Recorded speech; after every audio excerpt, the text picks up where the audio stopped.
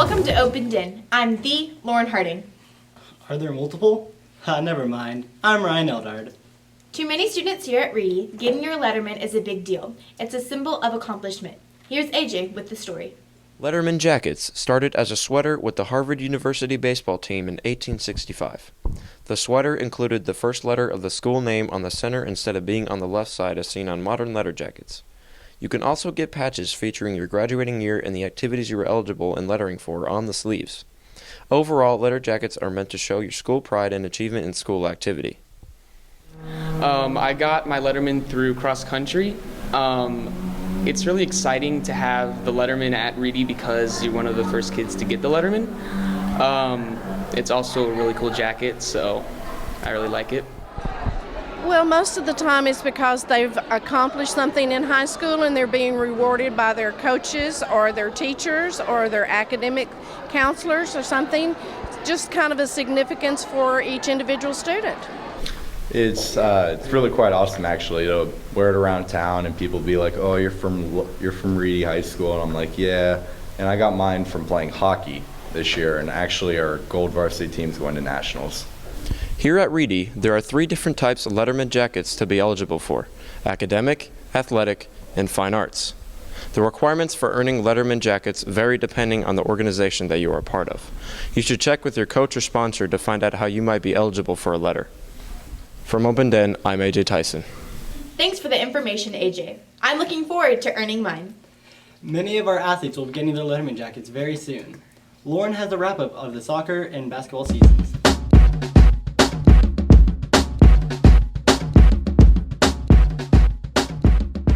Coming to Reedy was to play soccer was challenging at first, but I think we got along well together, and we're doing really well. We've come together as a group pretty good, and I hope it continues to stay that way. Being captain has a lot of responsibilities. I have to set a good standard for everybody, making sure everybody keeps up with their schoolwork, keeps up in practice, doesn't mess around. Being the first team you have to set like a good example for everybody, a good structure, so like the incoming freshmen know how like we work and just set a good example for everyone. I think we have a good time with each other, and the fact that we just enjoy being around each other, and we just love to have fun. Girls basketball recently ended with a 25-3 record. I went to go speak with a few of the players to see what their inaugural season had to offer. On the first day of tryouts, it was really awkward. There was a Wakeland group and a Frisco group. Nobody really knew anyone. But now we're much closer, and we have a good bond. Playing against 5A schools next year and against Frisco teams will be a lot different than it was this year. We'll have a lot more competition, and the game will be a lot more physical, and our skills will really be put to the test. Whenever we yell D up, it means it's just encouraging for the players on defense to really get in the mood to not let the other team score and get down low and play good defense. For Open Den, I'm Lauren Harding. Have you been to the library recently? If not, you've missed out on the cool new Wii U. Darren Sohn with more. Reedy Library has something that most libraries don't have. We have a TV, and to top it off, we have a Wii U. I talked to Ms. Lambert and some students to find out more. The big reason why I decided to bring the Wii into the library is because I want the library to be the third place for our students here at Reedy. You know, I think it's fun because you all get to play the Super Smash Brothers, so you get to play in big group environments that you wouldn't necessarily have at home. You know, you might have a couple of friends over or something, but to get to play with other people in this kind of environment, I think is really fun. And then to have other people around watching and cheering you guys on, I think it just provides another exciting element to video game playing. It's really fun to watch, and having competitive players play, it's like watching pros play. Like, it's like sports, but it's kind of different because you know how to play, and it's really fun. However, it isn't that simple.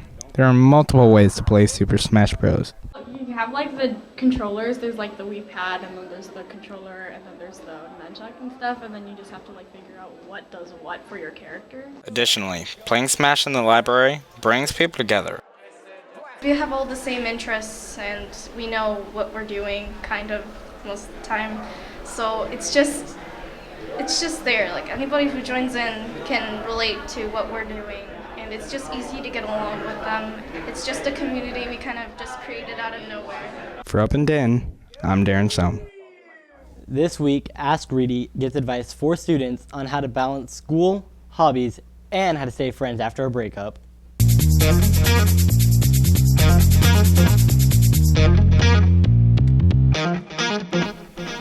Today's question is, how can you juggle with extracurricular activities and homework? I know that with theater, there are many times where you might not need to be on stage or involved at that moment, and I always tell them to bring their homework. That's when you should be working on it. That's part of the challenge. That's why colleges like to see that well-roundedness. That's the effort that you're putting in, is not only academically what you're doing in school, but then how do you multitask? So the challenge is up to you because every person will do it differently. Next question. How do you stay friends after breaking up? That's a really good question. I think it depends on how long you were together, whether you were friends first beforehand. If you are a part of a group of friends, it might be easier to go back to being friends. But usually we all want to be friends afterwards, but that isn't the reality. It's really hard to be friends after a breakup. It just depends on how serious it was. To post questions for Ask Reedy, type bit.ly/AskReedy. That's all for now. See you in the next Ask Reedy. Now is what's happening outside our school walls. Here's Miranda Bellhumor with 60-second news. Coming up tomorrow on Sunday is the 6th annual Arts in the Square.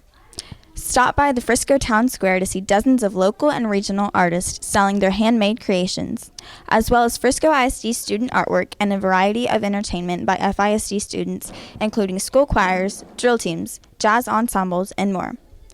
Dribble it over to sports, and as March Madness comes to a close, be sure to watch the national semifinals tomorrow and the championship game this upcoming Monday to witness some broken ankles and to see who takes home the NCAA National Championship title. And don't forget that today is National April Fool's Day. Despite having no official recognition, April 1st has long been used as a day to celebrate, well, just plain foolishness. More specifically, April Fool's Day is about making other people look dumb with practical jokes.